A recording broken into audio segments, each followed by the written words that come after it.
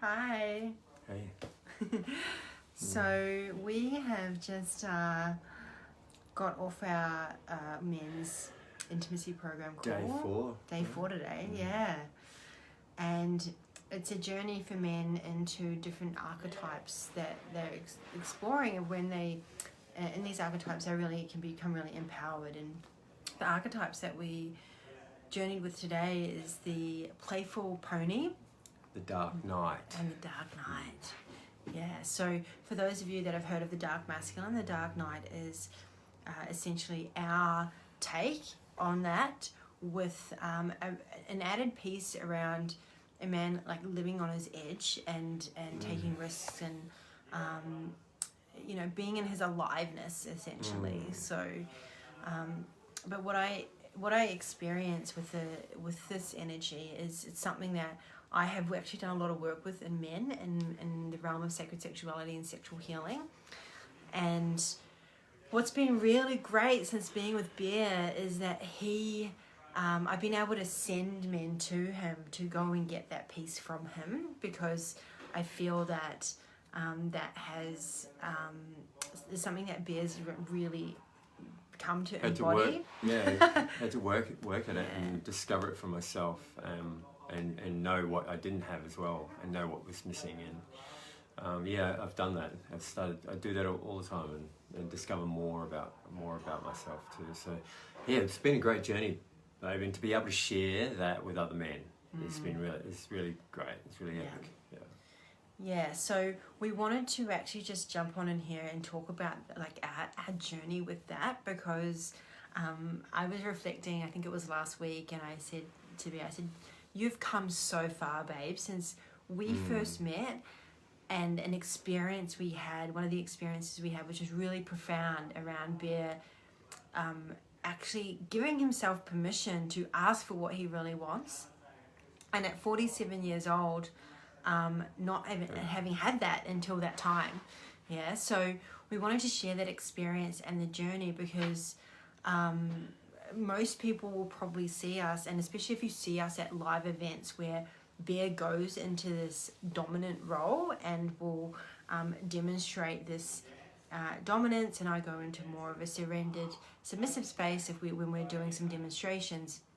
You would probably not suspect that this has been a journey for us, that we've actually had to do a lot of work, and there's been awkwardness, and there's been like me being challenged around losing control, and Bear being challenged around really stepping into really owning his desires and owning what he really wants and claiming it, and then me feeling like really claimed and like juicy and activated and turned on by that, and like just so much exploration.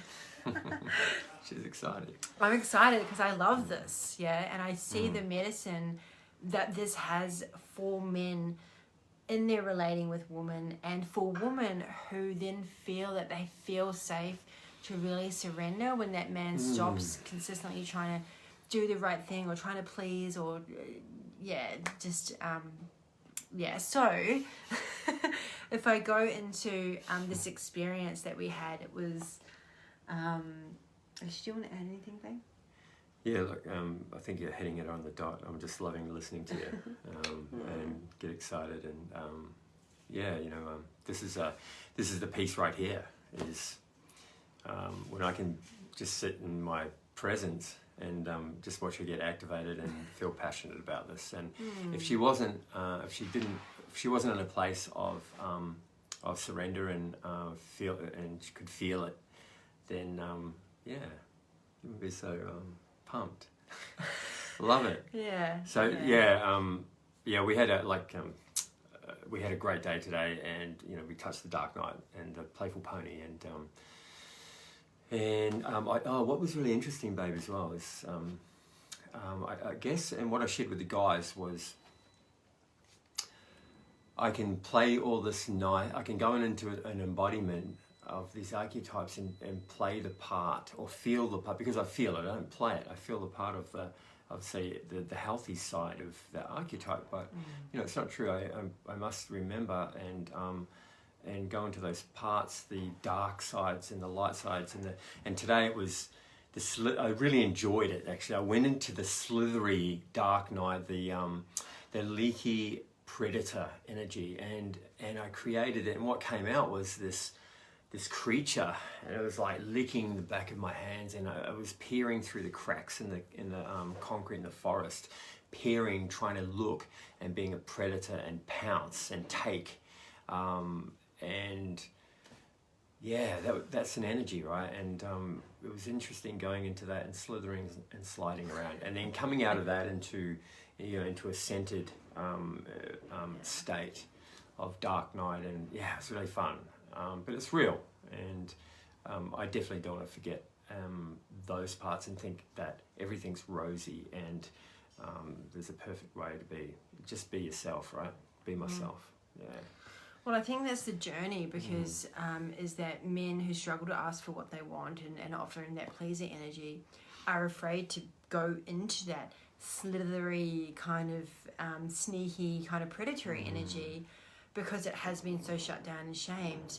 But it actually is about going in and owning that, because that lives inside. It's like an animalistic part of a man, and it's important to own those parts and to then bring them into that center of like integrated and solid. I just had a scene then, babe. I had a vision of the next workshop, face-to-face workshop. I say there's 20 guys there ready, and I say, give me the best of your slithery, loose, leaky predator. Yeah. And there's guys just like sliding around the floor with this like dark music and just owning their stuff. And that's did it with a guy on the beach the other day, and he went in a circle, and we stood up, and I said, look at you. And we looked at the track, and even I looked at the tracks, and they were one leg was dragging, and it was messy and scary, and like, fuck, that's real. Mm-hmm. Those are the footsteps I make in my life, and the behaviour and the impacts that come from that. So that was a pretty cool lesson at the beach doing that. Yeah, well, actually the next workshop for men will be on the 13th and 14th of November, which is all about men's embodying these different aspects of himself and loving women. So it's I'm not ready to announce it just yet, but this piece will be in it essentially, and we've also got an online one coming up as well, but that won't be announced for another couple of days. So let's get to the story and the journey, because I know that's probably what you're here to hear, and I think it's really important to share that. So on our first ever weekend away, it was into a couple of months of us dating. We were playing this game, this intimacy game, and one part of the game was about, I was asking Bear, like, what is it that you really want sexually? And what happened is Bear started crying, and I was just checking in if he was okay and what was alive for him. And do you want to share what came up for you? I didn't know, and that was the sad part, was my mind went back in time really fast, and I looked at my life and I realised that I didn't actually know. And what came from that was I didn't know how to ask for what I want. So the most simplest question you can imagine that she asked me was that, and I couldn't answer it. And so, it was a big moment for me, and I just cried in that and owned it. And just sat in it, and you held me really good, babe. And you didn't push me down, you didn't shut me off, you didn't try to fix me either. You just let me soak it in and feel it. It's like, I've thanked you before, but thanks again. That was really special for me to be able to let go and no one interfere with my feelings and let me figure it out or just sit in it. Great. And in that moment, what came to me is, I said to Bear, would you be open to trying on doing this ritual where you really ask for what you want? And so what we did is we set it up where Bear was sitting there in a chair, and I was dressed up in this sexy lingerie, and I said to him, I want you to tell me how you want me to dance for you. And so he started to begin to just tell me it's like how he wanted me to move my hips, how he wanted me to turn around and bend over, and the way that he wanted me to move and show myself. And it was to a song that's now like our song, which is a song by Portishead actually. And every time that song comes on, it takes me back to that moment. Yeah. And it's interesting, whenever I ask Bear, like, when do you feel the most loved? And he says, like, when you dance for me is when I feel the most loved. And it just always takes me back to that moment of where he could really just, I gave him the space to just own what he wanted, and let him know that if there was anything that I was uncomfortable with, that I would say, I would speak my boundaries, and had these pieces around being able to hear no and receive no and say no, and these are all important to that. And what happened from there is like there was that moment of the realization of Bear realizing that he's actually 47 and never been able to really ask for what he wanted, because it's always about being pleasing the woman and giving her what she wants. And this is actually something I commonly saw with my clients. So I was used to hearing this stuff, but it was it was different in the partner. Like, it was more profound to have that and then really go into that ritual, which was so deeply healing. And then from there, we really just started to practice Bear really owning his desires in lots of different ways, and exploring domination and submission, and me exploring my own surrender and my own letting go of control, so that he could step more into that. Yeah. Can I speak to something? What this is what I felt when I was early in this relationship, and I probably haven't said this to EJ. Oh shit! No. But it goes like this. It's just more. It's clearer to me now is that when after that incident, and I started to go soul searching for my identity in this realm of the dark night, and asking for what I want, that thing that I never did all my life, that I created other masks around to make up for that.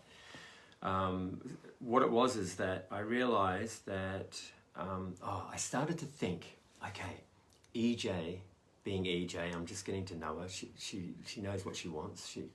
I can see that she likes a guy that's like this, and that turns her on, and so I'm working out, she can surrender. Oh fuck. Okay. So there's this natural part of me is like, wasn't going, I'm going to be that guy for her, so she likes me. The part was, I've got to do this work for me. Fuck, because it's not part of me. I didn't fucking know this shit. I don't know the Dark Knight. I'm scared of the Dark Knight. I'm scared of him. Fuck, because he's not going to be liked. He's not going to be wanted, right? And what I learned was, I don't give a fuck about what anyone wants. I am my own Dark Knight, and I stand solid. If you like me, if you want to come with me, you come with me. And I will love you in that. And you can love me in that for you, right? That piece there, I used to think, fuck. And when it used to get uncomfortable, I used to fail in the Dark Knight experience, working shit out. I don't know if I can do this. I would sit into it more and understand more of myself more. And I'm okay with it now. I'm okay with myself now in this Dark Knight. So the piece there is, EJ didn't, this is for me, this is me telling me, EJ is not trying to change me. She's just made me aware of something. By coincidence, EJ wants, her medicine is the Dark Knight for the nice girl. She wants to get out of that night girl and get into the slutty shit, free, slut, loving life and being free, right? And this is the medicine, right, in reality. But I could have shut myself down and went, wait, this chick wants me to be something that I actually don't like. I don't even know this. So that wasn't true for me. I just had to go on my own journey. So, Dylan, it's our journey, right? And I understood that. So, yeah. Yeah.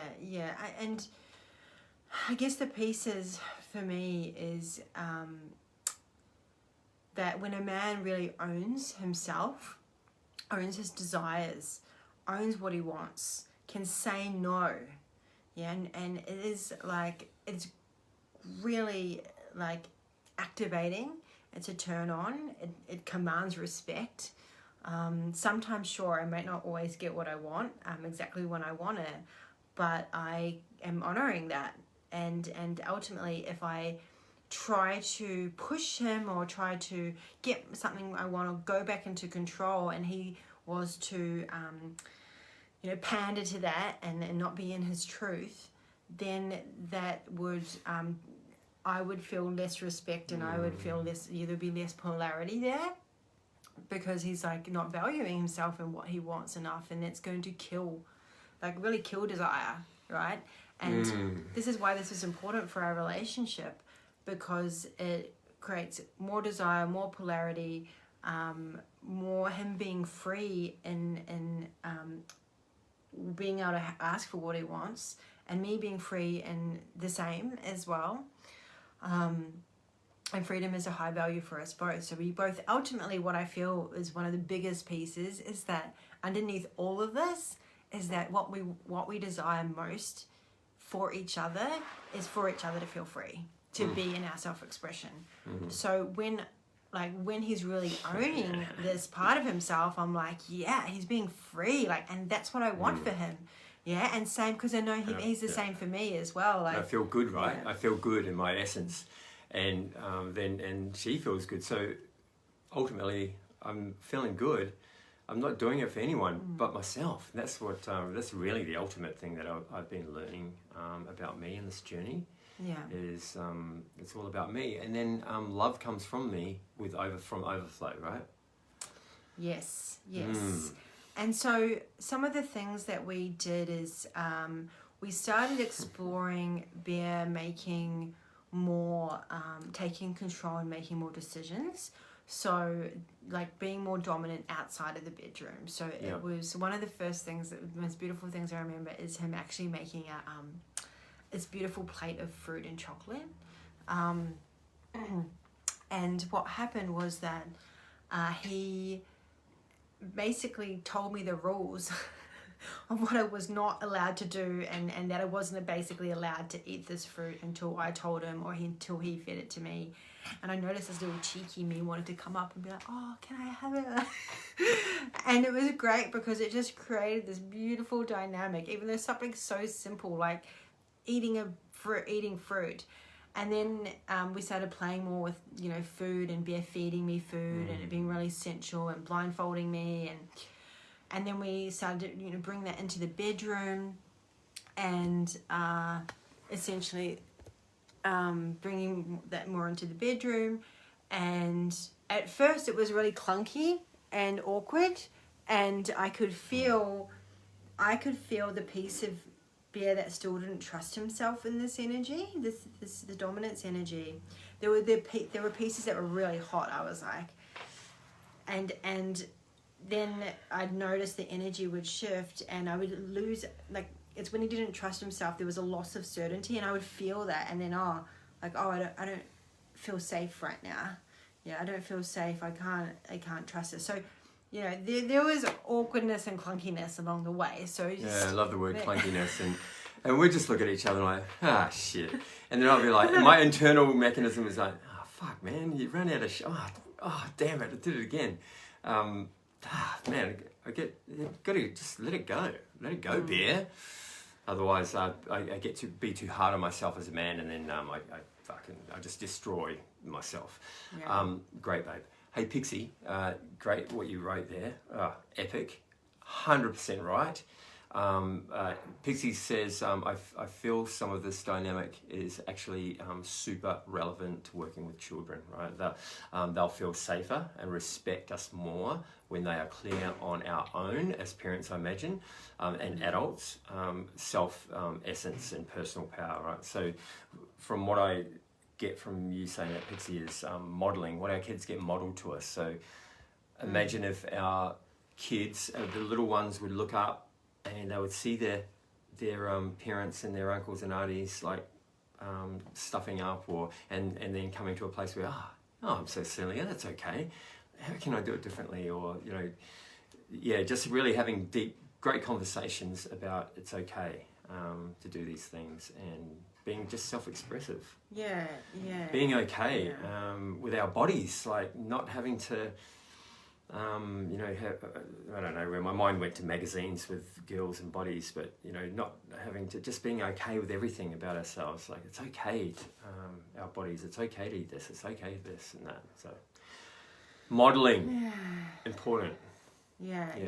And really owning those boundaries, I think, is the piece of that, owning the no and sticking to the no, and not being wishy-washy. And that was actually a discussion that we had on a call that I was running last night around parents being solid in their boundaries with their children.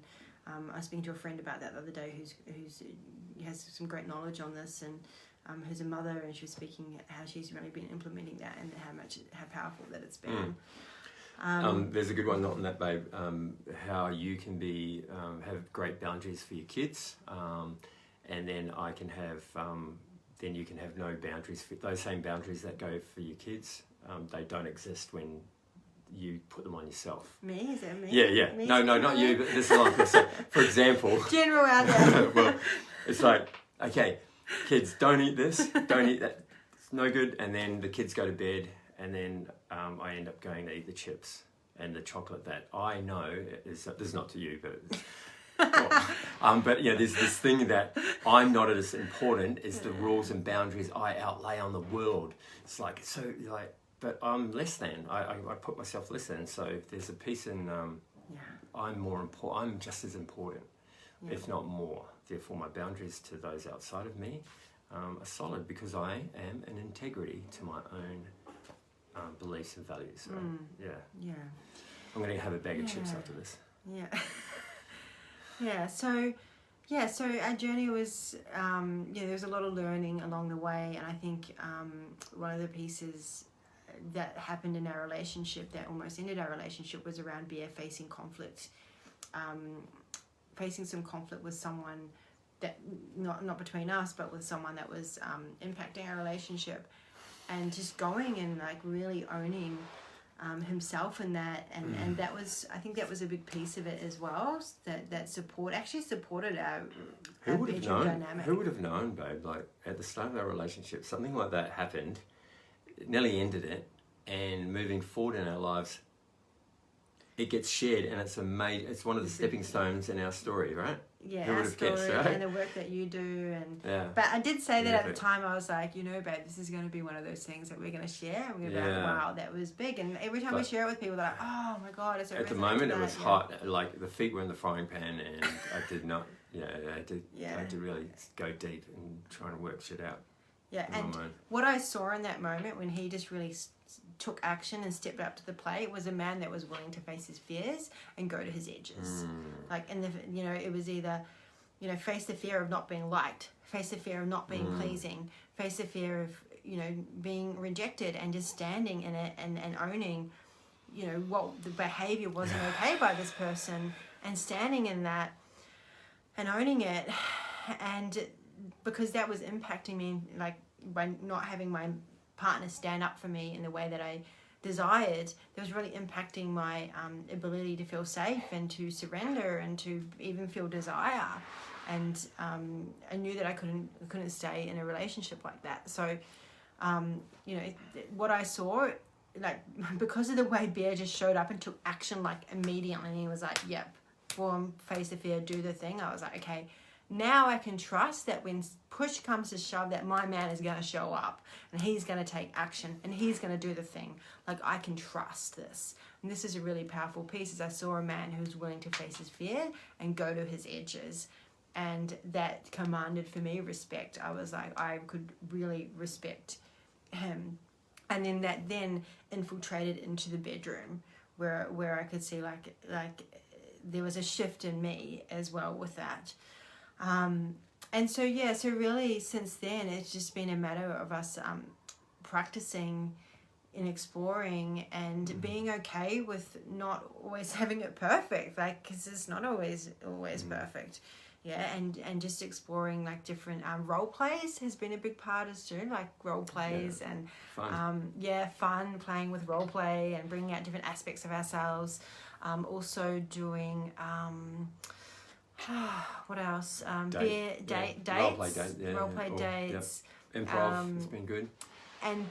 And one thing Bear's great at is actually creating dates and organising the whole date, planning the date, everything. Yeah, I'm working on a book. Down. What's the name of the book? Man's Guide to the Ultimate Date. The Ultimate Date, the Ultimate Men's Guide. Men's Guide to the Ultimate Date.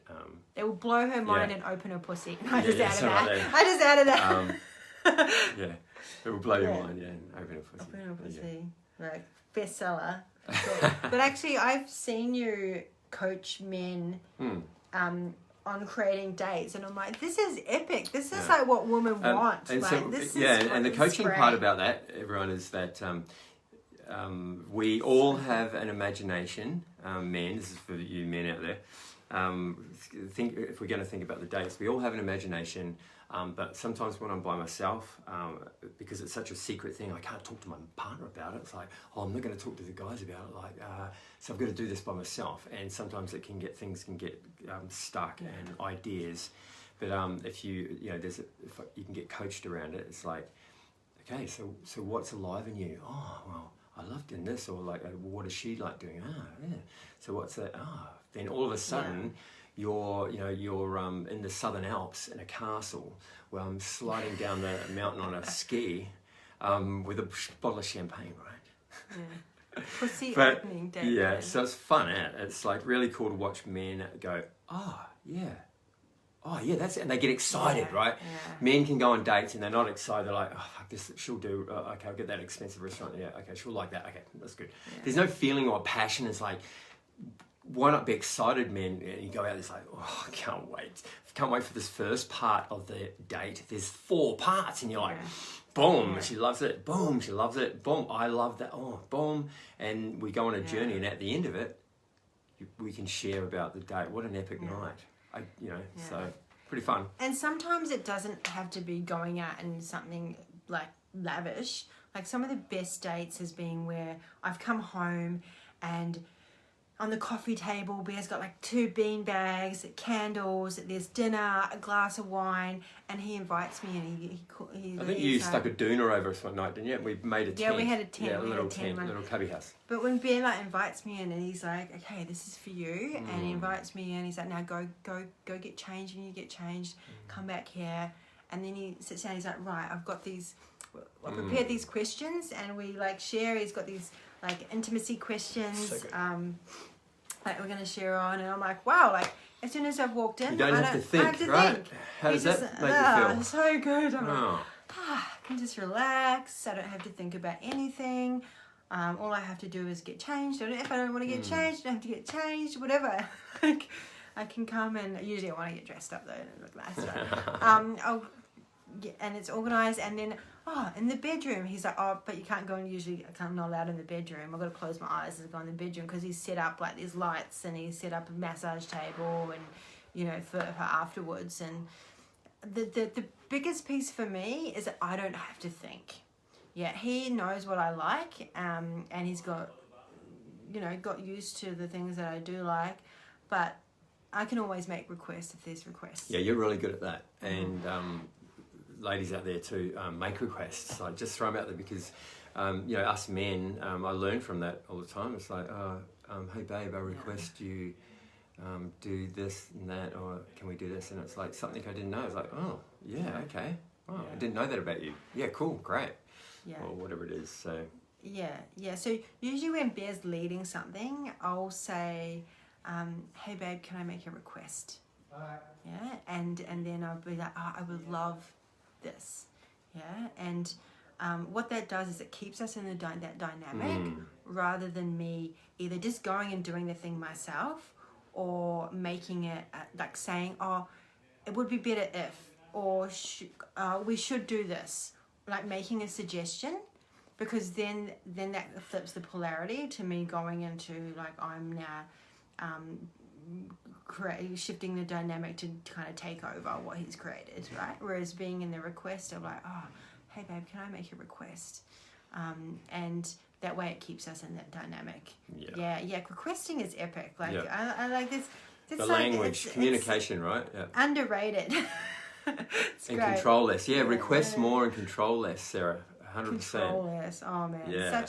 That's so. Request more, control less. Great. That's a t-shirt. Bam, right there for the. What I want to say is on the flip side of what Bear's sharing around him stepping into this dominance and his dark night, is that on the flip side of that, I've had to really work on letting go of control to even be able to receive that, because I feel like there's a lot of women out there that are like, oh, I want this leadership, I want this man who's like can take the lead and control, like and dominant and makes decisions, and but then when a push comes to shove, they're afraid to lose control, and there'll be little pieces of control that with enough of them, the man gets shut down, and he's kind of like, well, you know, you just do what you want because that's what's going to make you happy. So if you want that, you know, that man to take that leadership in that way and in dominance, then you have to be willing to not always get exactly what you want when you want it. That's been one of my lessons, to be patient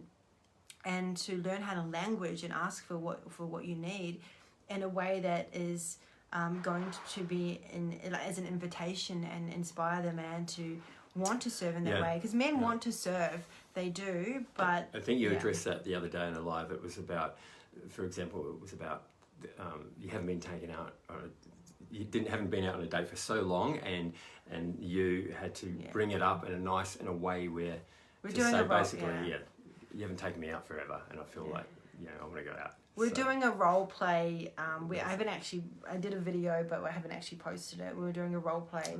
Post it after this, maybe. Yeah, maybe. Got it. And I'm just thinking to myself, I've got to edit it. And, okay. There's Yeah. Right. So, so in terms of where was I going with that? I lost my train of thought. Yeah. I was just doing a role play on like, this is how you ask for a date. This is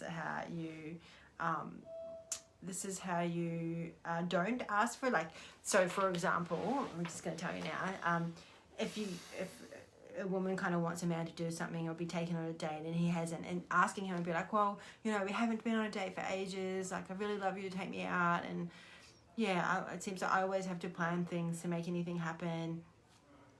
That shit is not going to inspire a guy to take you out. Like, he's just, all he's hearing is like, I'm fucking up, I'm not doing enough, you know, I can never please her. That's what he's hearing, really. Whereas if you were to ask from this way is, I would, you know, babe, I'd really love us to spend some quality time together. I'd love to go out on a fun date, and doing something really maybe adventurous, and that would really just make me feel relaxed and just light me up. And I would love you to organise it. Would that be something that you're open to doing? Yeah, so great, thanks, babe. Like, I hear that you haven't been out for a while, and you really want to get out and connect, and you want to see each other and spend some time with each other. And you want me to organise it this week sometime. I'd love to do that. Yeah. Thanks for asking for what you want. I'd like that too. That would feel amazing. I'd great. love that. Oh, yeah, already I can just feel how relaxed I feel in my body, and I've just missed our connection time, and I feel like I just like to be connected in that way with you. Yeah, thanks, babe. It's really just brought my awareness to how busy I've been myself. So I'd love to talk about that as well, and just share that. It's great, awesome. Yeah, beautiful. Cool. Yay. Yeah. So, I mean, totally different dynamic to like, oh, you never take me on a date, to we never go out anymore. Cool. Yeah, and what I really dropped into was the feeling, and that's the piece. Is like, I want to feel connected. I miss that connection, and I want to feel. I want to spend some quality time with you, and there's also no tangent of expectation under it. Yeah, so So men can feel that shit when there's expectation behind a woman's request, and that's when it becomes a demand. Men don't respond to demands, yeah, because then they'll feel resentful, like they have to do it. But when a man's inspired to do it, because he can feel like, oh, like this is going to make her feel connected, it's going to light her up. Soften. Like we're going I to have an softened as adventure. well. Hearing that, I softened. Whatever was going on, I softened as well. Just with that. So. Yeah, nice. Love that. Yeah. Yeah, I felt that too. I really felt that in that moment with you. So, yeah. Okay, we're gonna go now because we're getting excited. So anything else you want to add, babe? Because we're probably gonna complete, I think. No, I can't think now. Okay, so I hope that was gave you some insights into our journey. And yeah, like 20 minutes. We can do this in 20 minutes. And yeah, we are about to launch a co-created program for men called the Deep Intimate King. Deep Intimate King. What's it stand for short? What do we talk about? When we talk about that, we talk about the dick. The dick. D-I-K, Deep Intimate King. There you go. We're getting t-shirts made because everyone wants to date a dick. Once you do We're our working on program, a dick. every woman will want to date. So good. Everyone wants to date the dick. So Deep Intimate King. Everyone wants to be a dick and date a dick. It's a great program. So yeah, really excited. Yeah, so I'm not going to give you the details yet, but we in a couple of days we'll officially launch it, and it's an online program with an opportunity to also join us in person for a couple of days as well. And Bea's even going to be teaching lap dance in there, so that's exciting. Ah, yeah. So good. Yeah, so good. Self-expression, and the biggest. The hardest self-expression piece, here it is, you want to know it? I can dance in front of, literally these are the figures. I've danced in front of literally 1 million women in my career. Easy.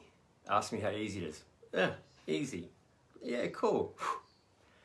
But dance for my partner, in an intimate realm, I get a bit quivery and a bit like, whoa, wait a minute, that's a bit different. Why? Because there's possibility she's not going to like me anymore, and like I'm going to get judged. She's not going to like how I express myself, and can I truly do it how I feel it, not to please her as well. There's the other piece. I could damp it down and put little plasters over little bits and make it all look safe and nice. That's me cheating myself. So that was a piece that I learned. Look, it's like that for anyone. We look at the lap dance, everyone has a giggle, but there's a really serious message in learning men and lap dance for our partners, and that's super central and super super feelings. Like I've got to get in touch with all of those things of me as a man to offer it and to make my partner feel soft and safe and sexy, right? I have to be that for myself. There's the lesson in the lap dance. Yeah. So that's it. Yeah. Cool. Yeah, awesome. Yeah, beautiful.